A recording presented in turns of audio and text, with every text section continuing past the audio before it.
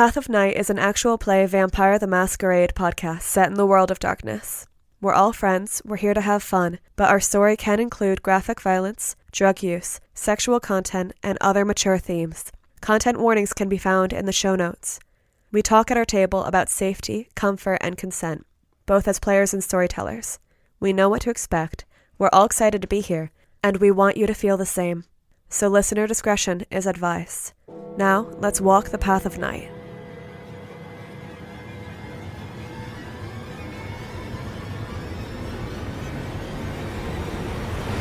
Last time on Path of Night, Johnny found Neil and Jane in a compromising position. Neil followed Johnny back to the coterie. Porter found Miles and Wynn with their dates just before Kabir found them too. Kabir sought conflict with Weathers over Wynn. The coterie prepared. Then, the group heads to the roof. There, Johnny rallied the Bruja to fight. Dark Selena revealed herself and exerted power and influence. The discussion went back and forth, eventually involving Miles' reputation. Wynn challenged Dark Selena. Neil spoke on humanity, and Johnny attempted to convince the Bruja to stand their ground. When violence seemed inevitable, Pendragon arrived.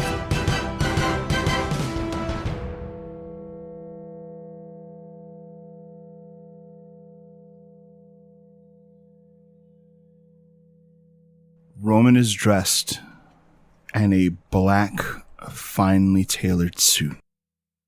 His tie has subtle red threads that glint in the light, and around his neck, draped over the tie, is a silver gorget. His hair is tied back with a few loose strands that hang along the sides of his face. His expression is menacing, and as he joins that circle quietly, those who wear uniforms and serve him move to join him. He doesn't seem to have looked towards any one of you just yet. The only person who has caught his attention is his sire, and he visibly seethes. When he arrives, many of the Bruja present, including Jane, Amaya, and even Weathers, who has otherwise been actually rather stoic, letting Johnny and you guys do what you need to do. They give this look like things may have gone from bad to worse. They do not see him as any sort of cavalry or ally. They remember the Roman Pendragon who threatened the entirety of New Haven casually. And yet again, things grow quiet and uneasy. Johnny steps forward to place himself in the middle of the circle to break a little bit of the tension, and reaches out to get his cigarette back from Dark Selena. It's almost completely done, but she hands you what remains. Prince Pendragon, we're all grateful that you'd come to the rave. To be perfectly honest, it wasn't complete without your presence. He kind of turns his head and looks at you with these unsettling, piercing blue eyes and gives a slight nod. What did I miss? Oh, well, the Sabbat here has been illuminating us on all kinds of reasons why their victory is inevitable in the Northeast. In fact, some of the younger members of the clan were curious how we could possibly win a siege. Johnny motions over to the young Bruja that had despaired and questioned that. They take one look at Pendragon and blanch and go and sit down, like anywhere they can get, like, out of his, away from his gaze. Young Lick, it's fine. Ask those questions. Don't be afraid. We need to know. How do we possibly stand a chance against a siege? My sire thinks we don't have a chance. He looks over at Delgado. He gives a nod. You're right. He says, looking at Pendragon. Pendragon looks at him, and they seem to recognize each other. But I think perhaps your tactical acumen could back us up on this. While a siege may not be winnable, counteroffensive might. Although, there'd have to be a force able to actually contend and take New York, wouldn't there? It would need to be worth my time. I distinctly recall offering New Haven protection before. With all due respect, Your Grace, it seems that New Haven is going to be in the crosshairs of quite a few members of the Sabbat as it is. And he glances back at Dark Selena and the Kamut. They've sent some very powerful members of their sect to contend with us here. Perhaps New Haven could offer you a chance for glory. Glory. It's interesting. And I appreciate your suggestion.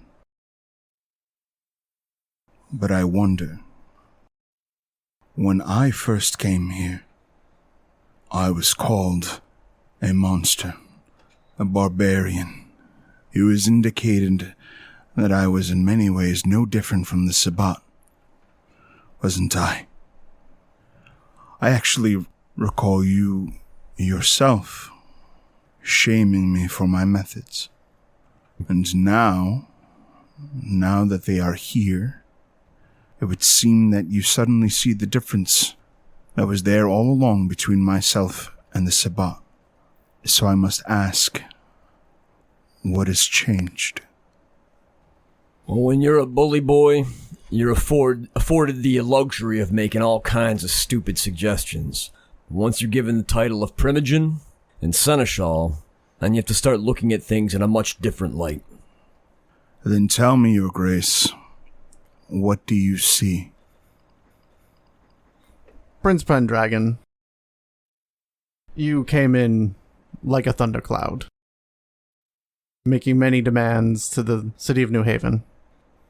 It was difficult to understand where you were going with this, and to understand you as more than just the rumor and the legend at the time.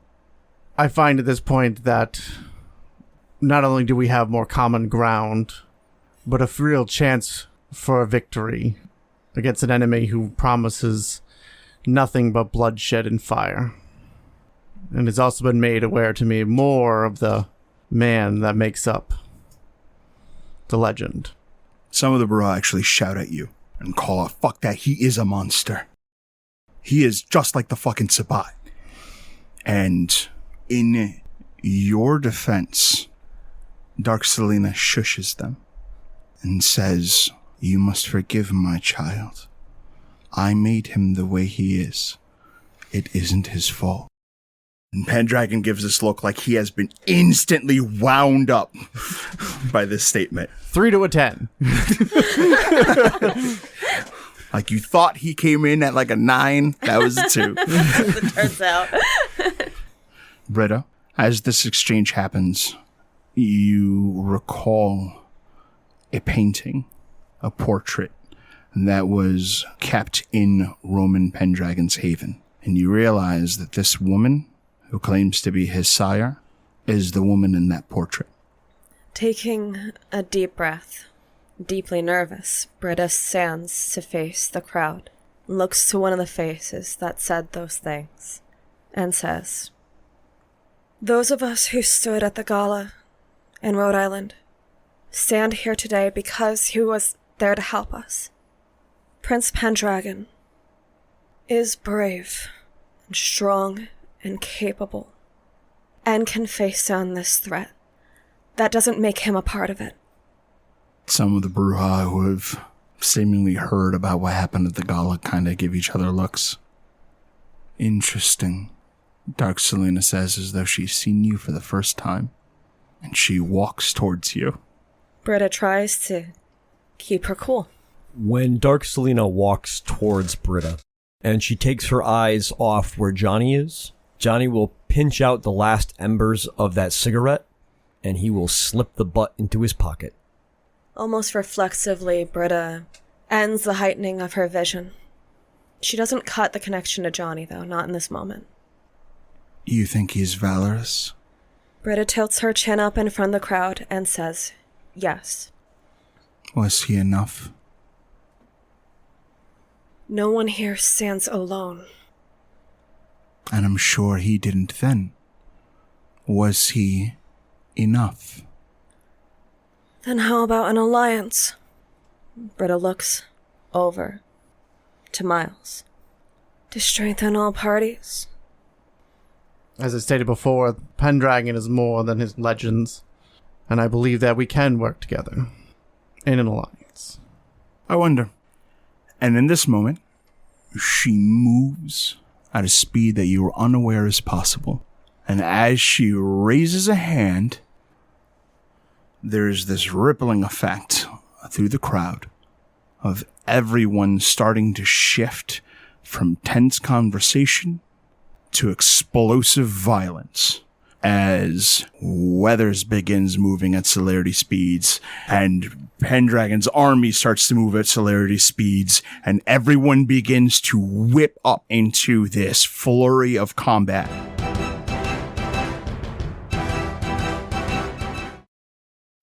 But perhaps more importantly, Roman begins to move in celerity speeds and take steps to intercept her. And she seems surprised and flustered that he chose to do so, and lowers her hand, experiment over. And everyone who had begun to move at incredible speeds stops, and you can almost hear this sigh of relief. To all the non-Bruja on the rooftop, that must be a fucking terrifying experience. Britta's eyes are bigger than you've ever seen them. She is doing all that she can to stand in front of this, but there is no hiding that part of her expression. For a millisecond, the roof is impossibly fragile, like it might just come apart under the duress of these angry Bruja. But then it stops.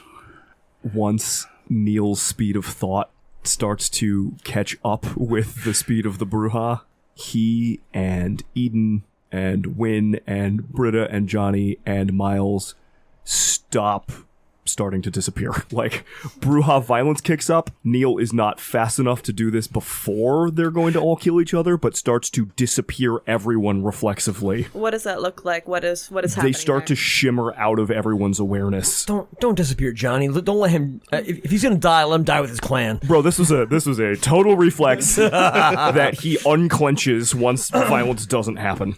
Once the moment slows down, Roman approaches Britta, and with this scooping motion that feels like being pushed by a bulldozer, he tucks the Toreador behind him and out of the very small woman's reach.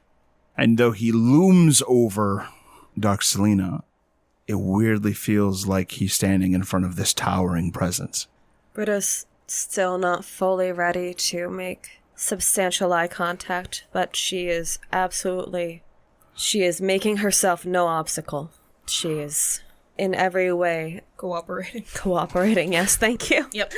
I don't know that I have the patience for any more of this, so I will stay for two things, Seneschal. I will warn every Bruja here that should they consider working with the Sabbat, I will kill them for the thought, and whatever ugly mess remains will serve as a reminder to what becomes of those who join the Sabbat.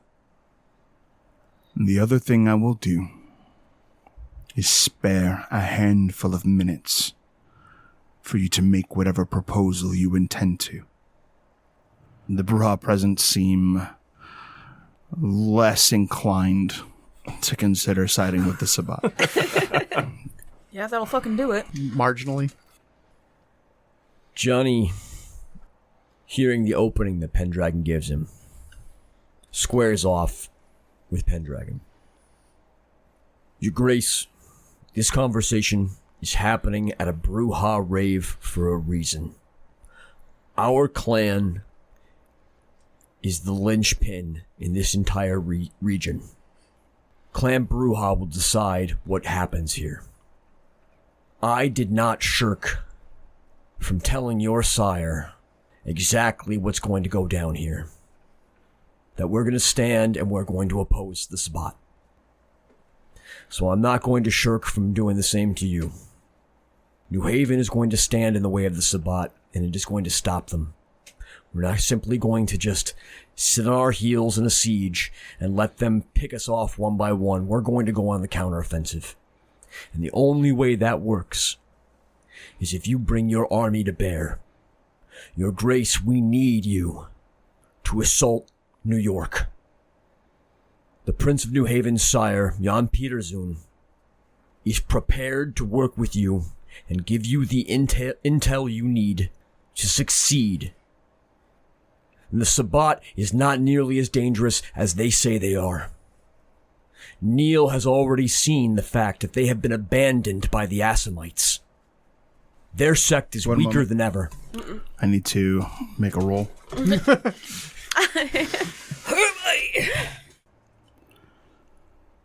One member of this Black Hand group who is present, their bones crack and shape starts to twist as their frustration with what you just said causes them to begin assuming the horrid form.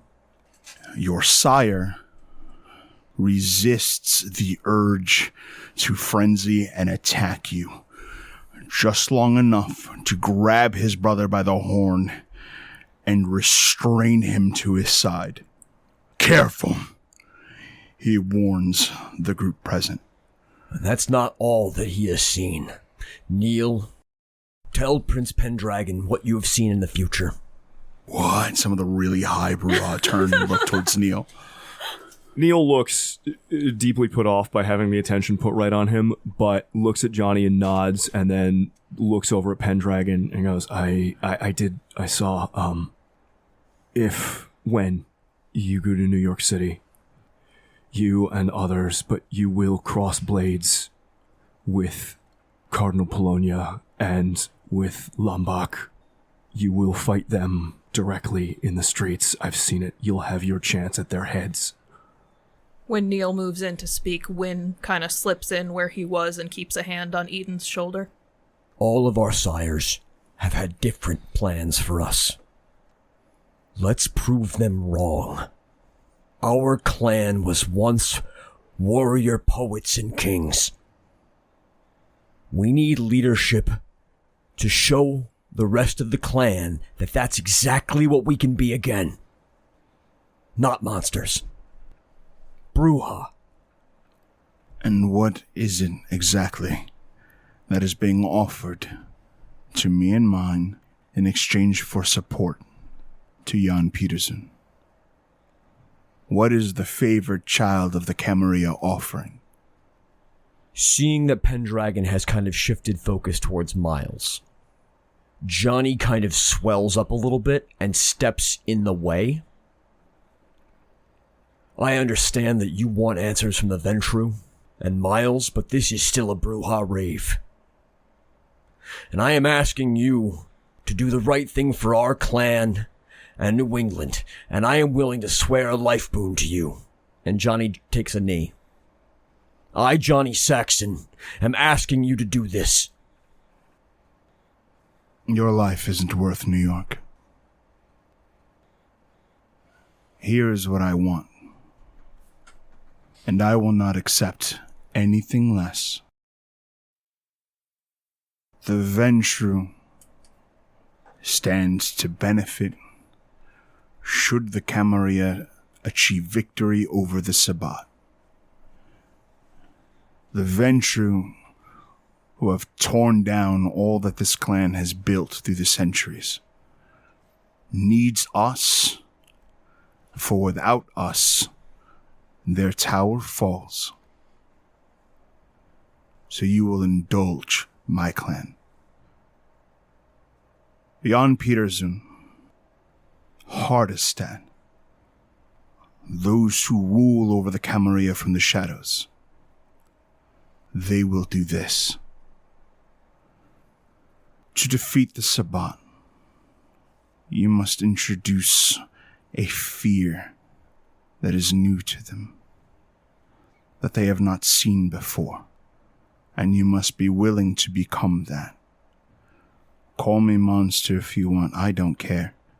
You have now reached the point where you might actually understand that the jihad is only won by monsters.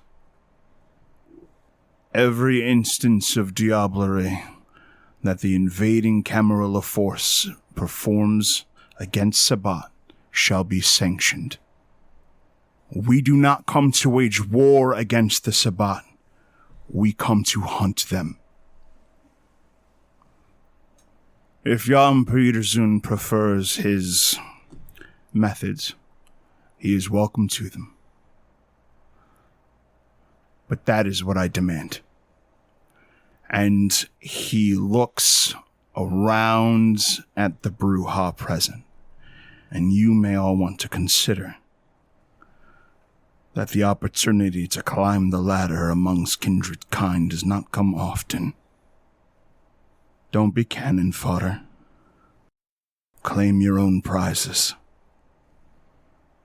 The Sabbat seem very unpleased by this, and he walks towards you, Miles. I move to meet him. I will be informing the kindred across the world, across the entirety of the Camarilla, that those who they hunt and kill in New York is a sanctioned kill. They may claim the souls of the Sabbat as trophy. I think Wynn needs to make a frenzy test. He's talking about taking people's souls. Roman has introduced a level of evil that the Sabbat had not considered. Yep. Yeah. I will spend that willpower, though. 1 success. Willpower well spent. Yep. Wynn makes a feral sound, and her muscles stiffen like her hackles would rise had she fur. But she pulls back, and she opens the door to the roof and removes herself. Dark Selena looks displeased, but also kind of impressed. New York only? Yes, the Siege of New York. If that is the price, and the only price, then at this time, I will state my agreeance. He narrows his eyes looking at you. I suspected you wouldn't mind. And he turns and heads back to the door, having decided he's done with the conversation for now. And he goes back inside.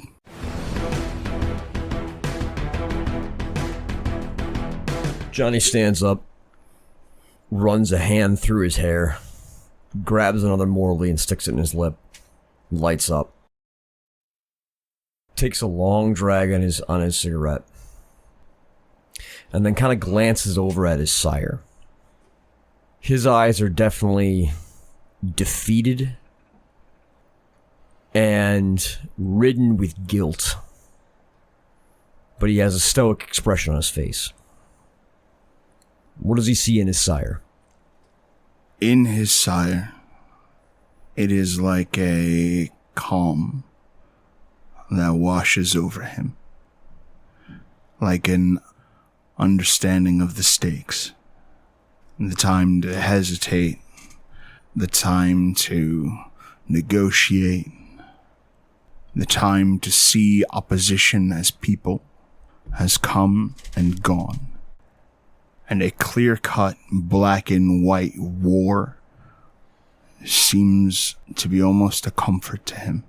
It's like he has acknowledged that for all of the love for humanity and morality that the Camarilla claims to have, it's like he knows that people will come from all over for the chance to engage in the most depraved sin known to kindred kind without consequence. Maybe not you. Johnny walks over to him. He takes a long drag on his Morley. I made the wrong bet, didn't I? You have Dark Selena, we have Pendragon, but they're one and the same, aren't they? Why do you think the struggle is eternal? He kind of gives those who are with him a look, like it's time to head out. I'll see you on the field. You know, I've hated you so badly for so long because of everything you stole from me. Because I decided to stop at some shit little pit stop along my route. Are you just my inevitable future? No, Weathers says, interjecting and approaching. No matter how bad it gets, Johnny, there's always a choice. Delgado and Weathers give each other a look as though maybe he's referencing something from the past. Johnny looks at Weathers with just this utter expression of just like hope, and blood starts to well up in his eyes a little bit. Delgado says to you, I wish you didn't run. There's a lot less pain on my side of the fence. And he walks away. And Weathers he's got like these huge arms, and he pulls you into this hug, and he says to you, pain is kind of what makes us feel alive, kid. Johnny grips Weathers' back. It's the difference between us and them. They run from the pain, and it just leaves them numb. Yeah, well, why do I feel like it just set off a nuclear bomb? Consider, if you will, that bomb's been primed a long time. There's not a lot of people trying to stop it. That's not something to be ashamed of. Johnny just kind of hugs Weathers for a while and uses him to shield the fact that he just is, at this point, very desperately trying to hold in between sobs. A lot of the rave that's going on the roof starts to dissolve into more casual mingling. You start to hear like jokes being fired off to kind of lighten the mood a little bit. Everyone kind of feels like something bad happened, but they're not sure and certainly can't seem to agree on what that thing is. You even notice that more than a handful of Brujah don't openly state why, but seem to have warmed up to Pendragon. Britta has said exactly where Pendragon put her. Exactly. She hasn't even really changed her foot position. It takes her that sort of break. People trying desperately to return to some sort of rave atmosphere. With that, she kind of wakes up, I guess. Unlocks from the necessary bravery and looks around for her people. She disconnects mentally from Johnny. Walks over to Miles. Looking around for Wynn. Looking around for Neil. Only spotting one. Neil is also standing where he is, but having sort of delivered the statements that Johnny prompted, and seeing everyone start to disperse, is doing that thing where you're alone in the middle of a crowd and no one's really paying attention to you, and rather than feeling lonely, seems to be feeling some sort of like respite from the mood of the roof just washing over and through him. So has turned... Did Wynn take Eden with her, or is Eden still up here? She probably shoved Eden back at Neil. Okay. On her way out. She's not going to just leave the kid unprotected, but also she's not going to risk hearing the answer to that question and not being able to stop the frenzy this time. So has like kept half an eye, has turned his body so that Eden is still in his periphery nearby. Is she just standing there, kind of looking low-key, Lex? When you kind of look at her, she is staying very, very still, and you get the impression that she's just kind of sitting there nervously in obfuscate. Perhaps having bit off more than she can chew by choosing to come here. And when she knows that you are looking at her, she whispers to you, what's diablerie? Since she's off to the side, Neil sort of steps a little closer, but isn't looking directly at her, doesn't want to blow up her spot, so instead just kind of stands at the roof edge, nods at Britta when he notices her looking around, just in a like, yeah, I'm here way, and then looks up, just staring straight at the star. So, like, Eden's still in his periphery and nearby so you can hear him, and just goes, It's when a kindred devours another kindred's soul. It is the most horrific act that any kindred could commit. It doesn't just go against the laws of the Camarilla. It goes back to the very, very oldest laws ever laid out for kindred, predating the Camarilla by God who knows how long. It is an act of pure evil, and a tempting one, as all paths are, because it is a path to power. At least that's how some see it. I think a lot of people are tempted that way. And I know, and he looks like away from the star and towards the door where Wynn left. And I know a lot of people are worried. I myself have been worried about other people doing it. But I don't know. I think at the end of the day, maybe all we have are the choices we make. And a lot of people are going to do a lot of harm after today. But he looks back up at the star. Maybe we're not going to be some of them. And maybe that's enough. For now. She gives you a look like she super regrets asking the question. But gives a nod, clear that she was listening and understands the gravity of the situation now. Also, I know we don't know each other very well, but as a side note, this kind of shit, when like Wynn and Britta say, hey, don't leave the house, this is what they're fucking talking about. So maybe put that in your pocket for next time. I got it. But she actually looks a little confused when you say you don't know her very much. And she's like, oh, okay. And she steps away. Maybe it's best we move back in and continue to mingle. Can we please? I don't want to be up here anymore. Let things sit for a bit. Do we have to restart the party atmosphere? Is that I don't think it's going to take long. Possible. Really? Mm-hmm. You and I Not are everyone very was different here, people. up here. There were still people partying down there. No, people will want to. If we go down there and we put this behind us and we act like dancing's the only thing that we're here to do, people are going to want to do that.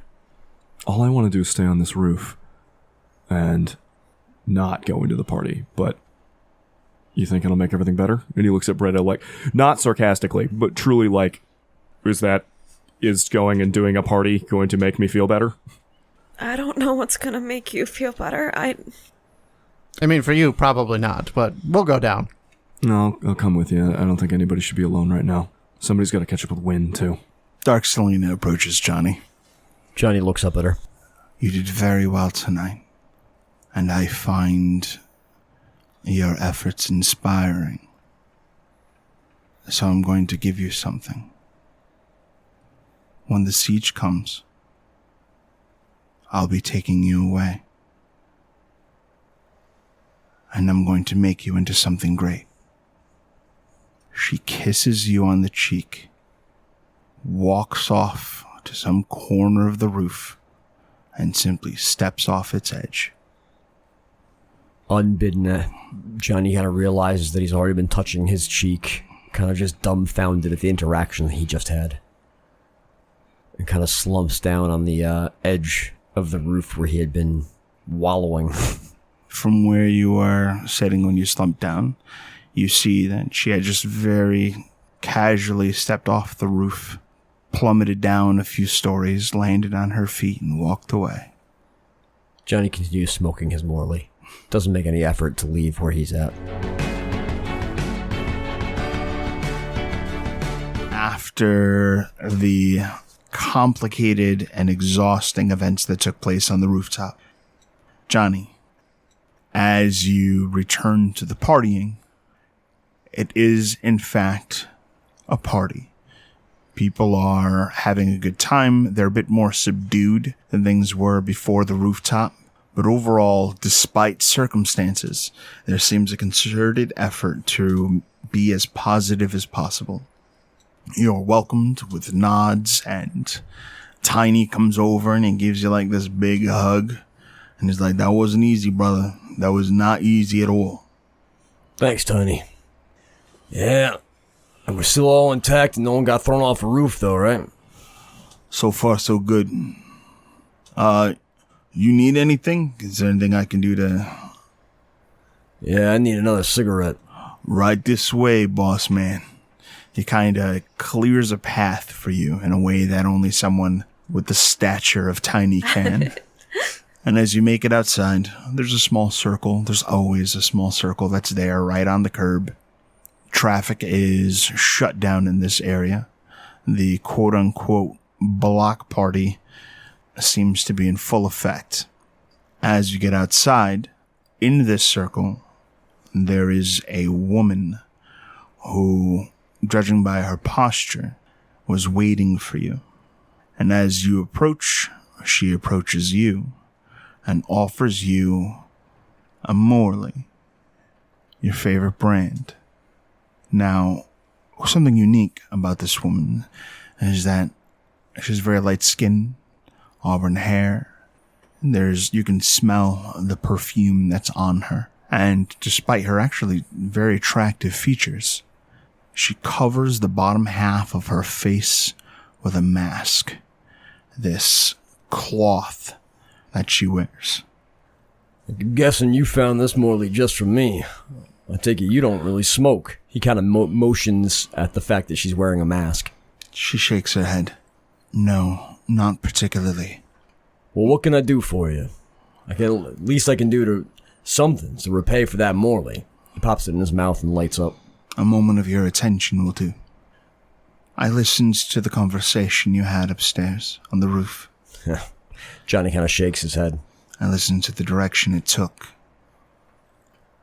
And my angle here, my hope, is to arm you. My name's Katerina. Does that name spark anything for Johnny? Give me an academics roll if you dare. Intelligence plus academics. That's a wash. It doesn't seem to ring any bells. However, she goes on to state that she is one of the rabble, just like you. And she has some experience dealing with some of the elders that you were contending with. I have some information regarding the return of Dark Selena. Really? Yes. You see, there is an occasion that has drawn her to come out of her hiding. While this conflict represents an opportunity, it is an opportunity for her to take the power that she seeks. Ever since whatever it is that is happening east among the children of Hakim, there has become an opening among the Sabbat's Black Hand. So all those vacancies that the Assamites left behind is opening up a way for her? Yes. She seeks alliance with Jalan Ajav. Who? He is the leader of the Black Hand. Normally, it is 4 who ride forth, but some of their number is gone now. Dark Selena sees the opportunity to establish herself as a leader of the Black Hand. And this crusade is the event she is using to catapult herself into the position. Cardinal Polonia has risen to power in this area and has done so with her support. But what she seeks in exchange is a position within the Black Hand, a position they call Seraph. Johnny kind of just rubs his temple a little bit and kind of sighs as he exhales. I bring this to your attention because I believe that there are few who truly understand the stakes, like you do. I'm sorry, she pauses and you were going to say? By stakes, you mean the thing that's coming out of New York. In a way, two apocalyptic events will contend with one another. One is a devil you have warred with for some time, you and your friends. But if Dark Selena were to attain what she wants, if she was to have her way, she would rule over the mortal masses as a god, taking blood tithe whenever she saw fit. You see, Dark Selena is truly ancient. She is powerful in a way that North American kindred do not well understand. Katerina, how do you know all of this?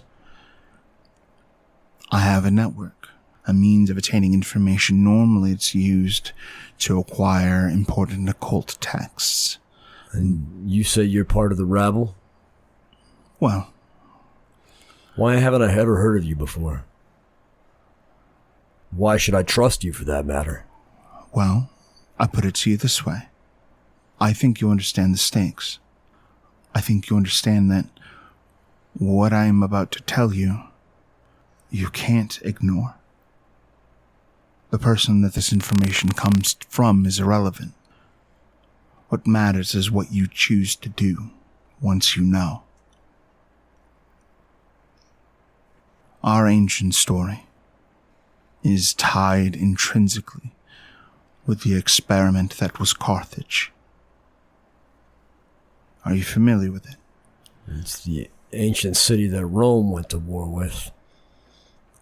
Carthage was birthed through a vision of a future that at the time only Troil could see. Who? The oldest of our blood. Johnny kind of shivers at that revelation. Troil believed in a world where the kindred and mortals coexisted in the open, and believed that kindred were deserving of worship. He believed in a violent existence, selfish, and ultimately limitless.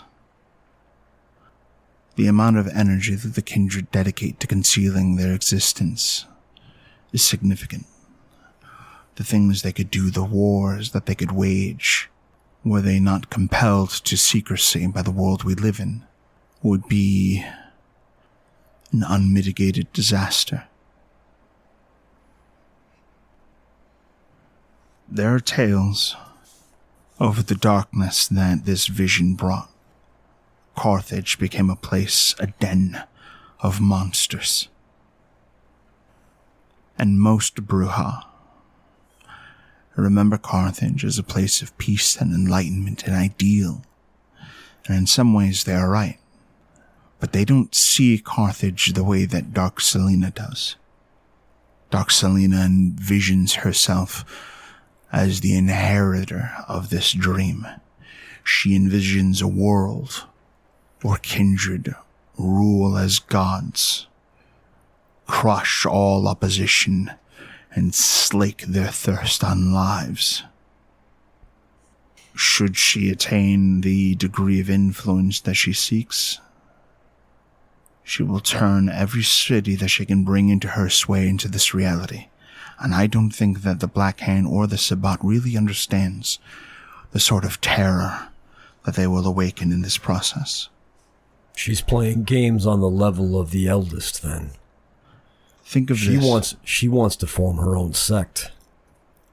I think she built the Sabbat to dream of a tyrannic age where they would rule over man. She has convinced so many Canaanites to see as she sees. And if she has her way, she will give it to them. And only then will they understand that this was not something they should have ever asked for. Dark Selena has to be stopped. And the only means that I am aware of preventing Dark Selena from getting what she wants is curbing this crusade. Well, thank you for that bit of wisdom. But I don't know how the hell I'm gonna oppose her. I don't know if you're aware of this, but apparently my blood is tied to hers. I'm not sure if you're aware of what she can do with that. I don't think that anyone can really predict the extent of her power. But I do know this. There is one person in the Sabbat that I know sees this matter as I do. Perhaps as you do. Johnny laughs a little bit. Who? Your sire. She rests a hand on your shoulder. Good luck. Thank you. And she disappears into the club. Johnny just kind of watches her go, with a dumbfounded expression on his face, and returns to smoking his Morley and trying to look contemplative, figuring it to be a better look than the growing terror that's in his gut.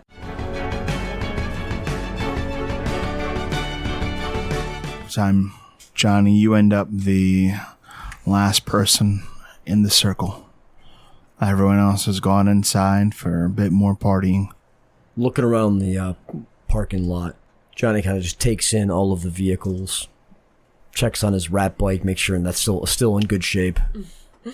And then he notices over by the SUV that Weathers came in, he sees that unmistakable white braid that belongs to Wynn, and starts making his way over to the SUV.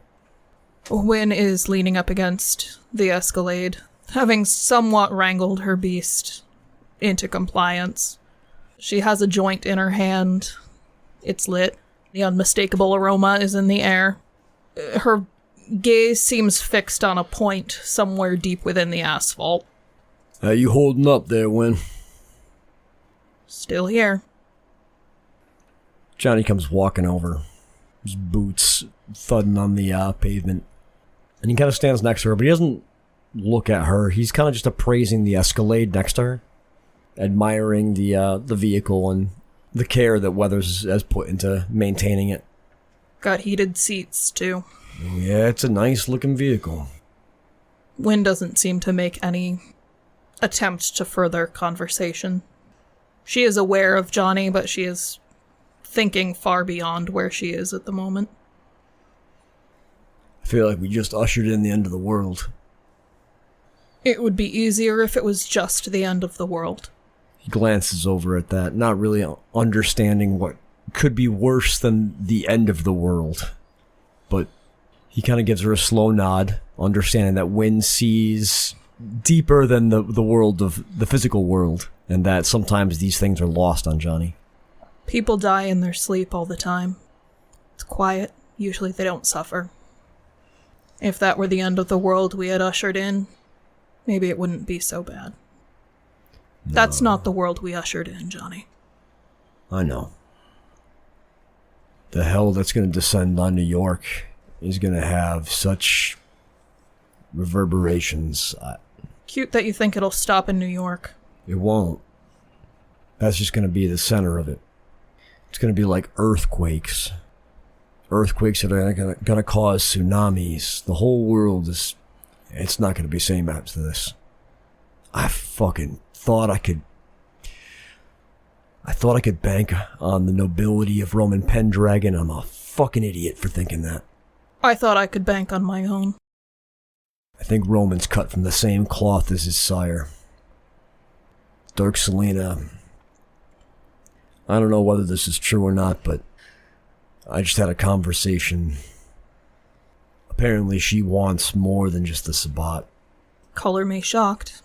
I think Pendragon wants more than the Camarilla. Mm-hmm. Further up the food chain you go, it's not enough. It's never enough to just maintain.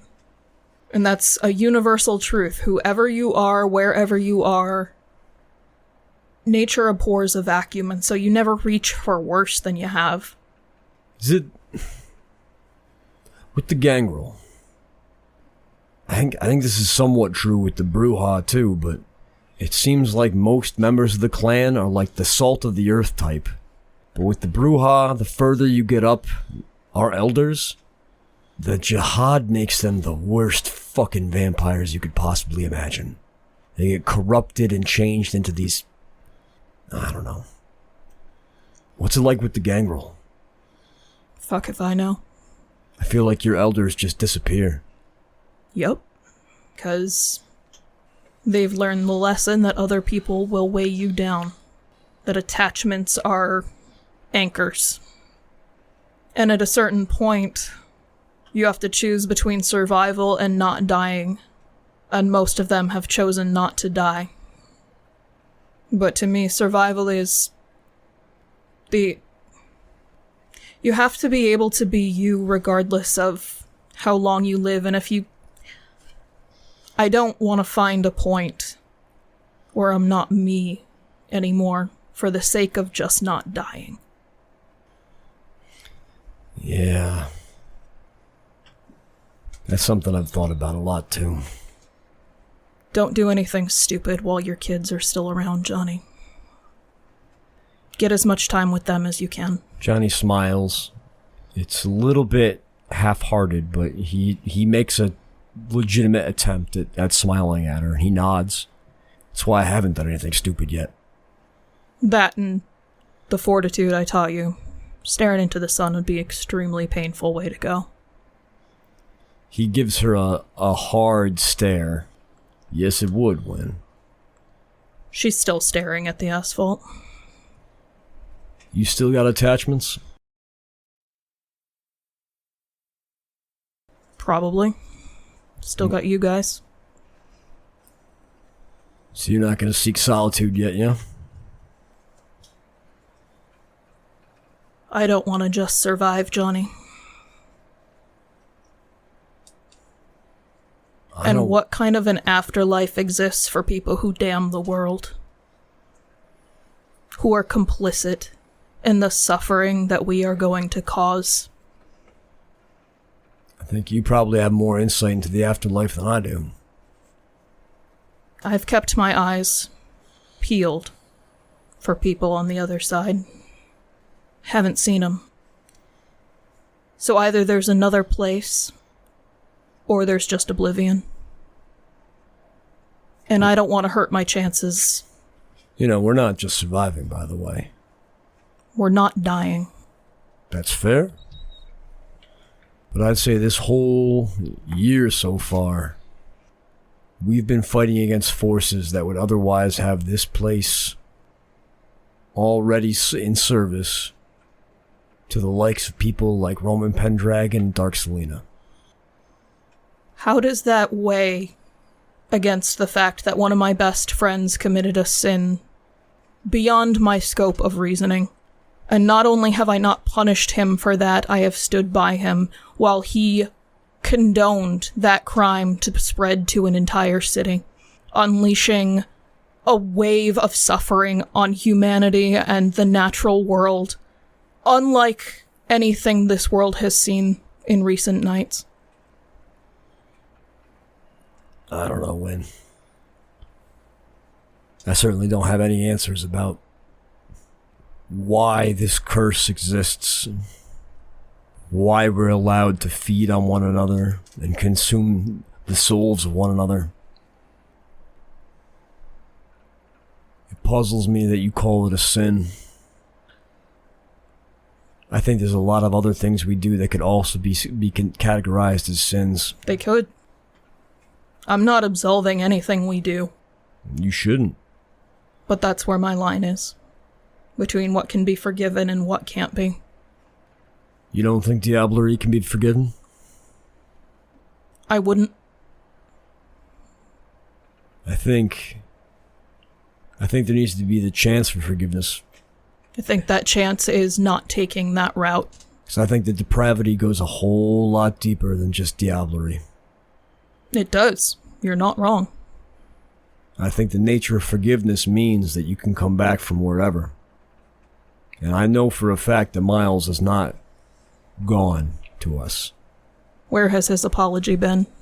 Regret for what he did. That's the first step in forgiveness. We're still in the middle of this bullshit. I don't think he's had time to even reflect on what he's done. He has. We've talked. And I want to make it clear. I would follow Miles to the ends of the earth. Until my last hours. But maybe those hours need to come sooner. If I want to survive and just not die.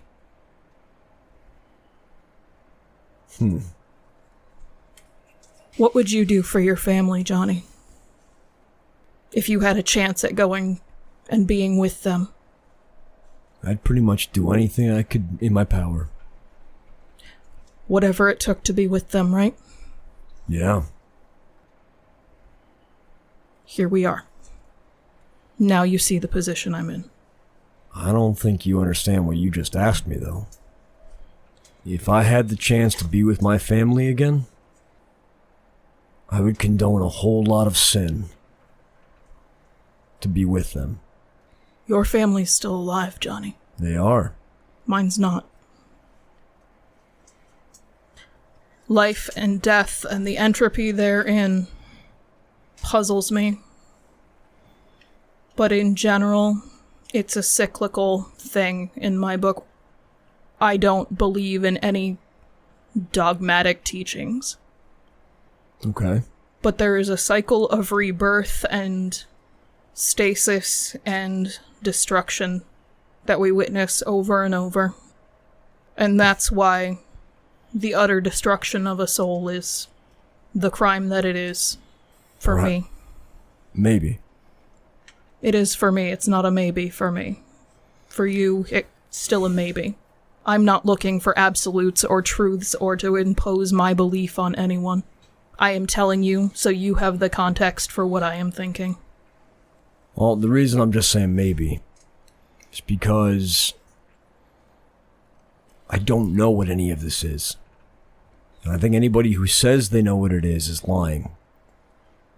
It's just the beginnings of that system of oppression you're talking about.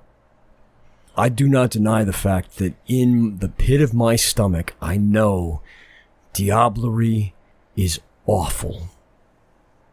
But I don't know what the purpose of any of this curse that is being a vampire is. I do know that it has afforded me time after death to continue to look out for my family. I am blessed in that they are still alive.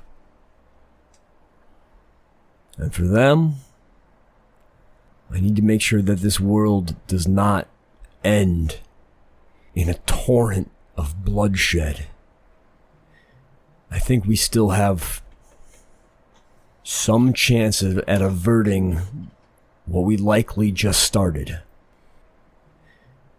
You should go back and try and avert that then.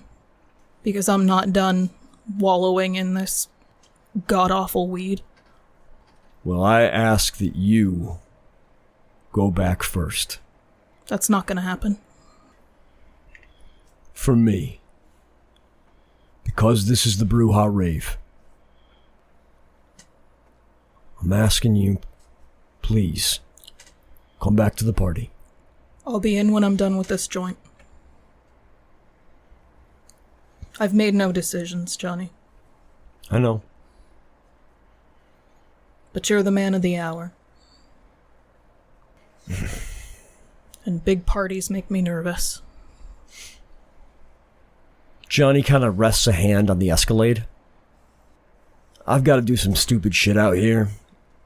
It'd be better if you weren't here anyways. Would you like me to leave, then? Because I need to be outside. Okay. She snuffs out the joint in her hand and unrolls it, just so she has this sheet of paper.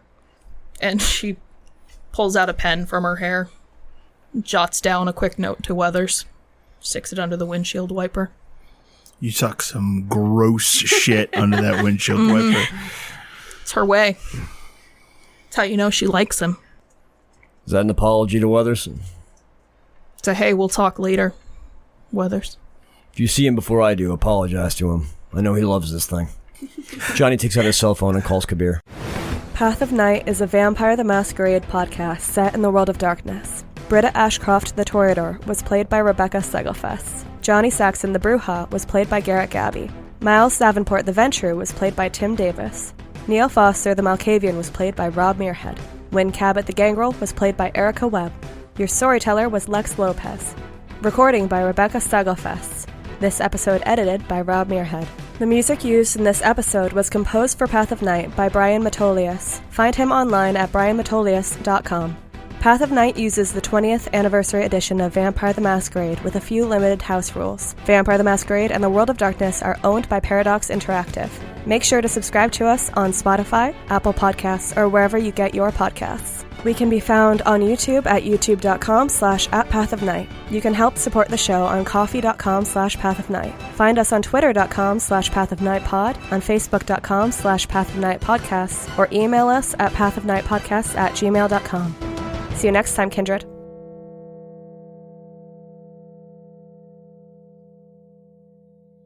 Maybe it's best we... Because you guys were kept Oh, in the same yeah. prison together. Oh, yeah. I actually forgot about that because it's not part of Neil's conscious timeline, so I totally actually forgot. She knows you better than a lot of people. That's a weird thing to say, but very Neil thing to say. So